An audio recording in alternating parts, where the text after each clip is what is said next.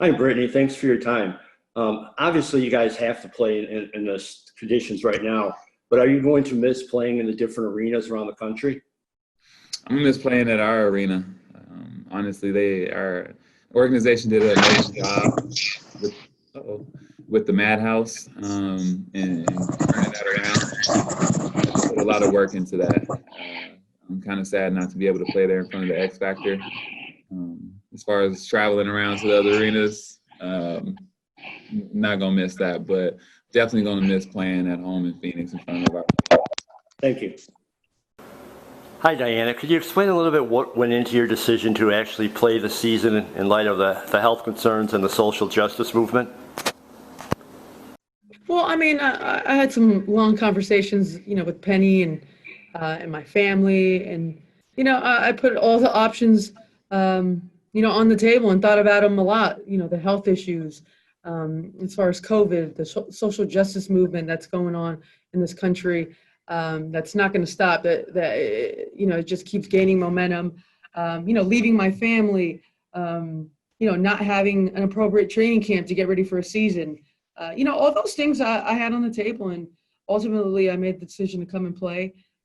Being 38, I haven't played in 2 years. If I opted out, I'd probably be retired at this point, to tell you the truth. So to me, it was, all the hard work I've put in the last 2 years to get back on the court. And, Phoenix means a lot to me. They've had my back, a lot in the last 16 years. And it's a relationship that I take very seriously. I saw the type of roster that we put together, bringing Skylar and Bria, Hartley. And I decided to play because I want to play basketball. So now I'm here, and, it's not ideal, but we're making it work. We have a tight knit group, and, we're gonna make the best of it. Hi, Skylar. Could you talk a little bit about what type of different mental approach you'll have to take in these games, considering the different environment? My routine changes. So I mean, mentally, this is a different situation we're in. Obviously, a lot of time in between the last time we played, just our unique environment. So I'm sure it'll be different, but I just don't know how yet, But for right now, I've just been trying to be extremely focused on the task at hand, because it's kind of hard to control anything else outside of that right now. Hey, Skylar, thank you for taking the time out. You said earlier you're laser focused on the task at hand right now. But I mean, you're a Black woman living in America right now. There's a lot of stuff going on, and it seems like for professional athletes, this is a moment. This is a significant time. So what does it feel like to be one of those people in that position? People are listening to you, looking to watch what you're doing, when there's so much else happening. Yeah, I mean, everybody's different. I'm me, so I can only focus on what I feel like, I'm passionate about, and speak on that. You can't expect everybody to use those platforms for the same things. It's about what each person is passionate about. And so that's what I've chosen to use my platform for. And I continue to speak out on things that I don't feel like is right. And, stating the obvious, honestly. So, I don't have to keep, people don't have to keep asking me, how does it feel to be a Black woman in America? Like, it's just pretty fucking tough, But, I'm trying to use my platform for good and for change and for reform, and to speak for people who feel like they're not being heard. And that's just what I'm going to continue to do. And I appreciate you guys understanding that if I sound like I feel some sort of way, it's because I do. And I'm not going to hide that. I'm going to be closeted about, the way that I feel. And so maybe I'm just wearing it on my sleeve right now. And one more follow-up, if I can. As someone who is a mother of you have a Black son, in terms of social justice, I know your son is very young, but have you begun to have conversations with him about what's been going on in the world right now?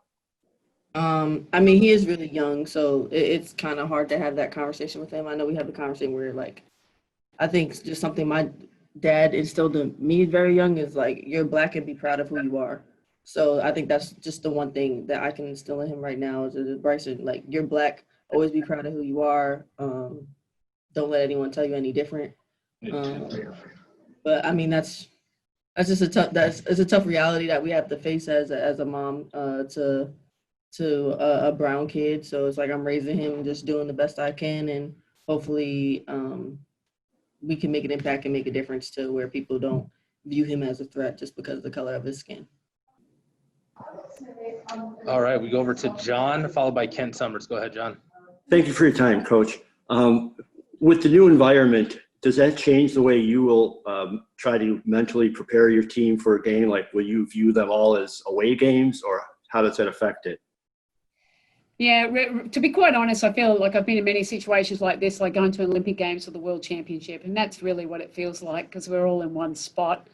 You're going to see players from different teams here and there, but my focus is all like, hey, let's just focus on what we do at the moment. I mean, not about the opponent. Let's be the best possible team that we can be at both ends of the floor, and that does start with defense. We needed to improve on that area, and I thought we brought players in that will help us improve immediately. That's just not in one-on-one defense, team defense, but that's rebounding as well. But then, and offensively, we just got very talented players, and it's all about just putting them in the spots where they can succeed. But when you've got great playmakers who are great decision makers and passers and an inside presence, that will certainly open up as well. So, look, I'm just excited. I think there'll be some growing pains at the start because we haven't really played a lot of games and we don't have 10 players, at the moment. I had to throw 2 of my guys in today just to get a little bit of 5-on-0 because it was the first time we were able to do that. And, I think we'll grow by the more time that we play together. But, it'll be a game. Okay, our next game is here. It's not an away or a home game. It's a game. So we'll prepare appropriately and, with the game plan that we can go out there and be successful.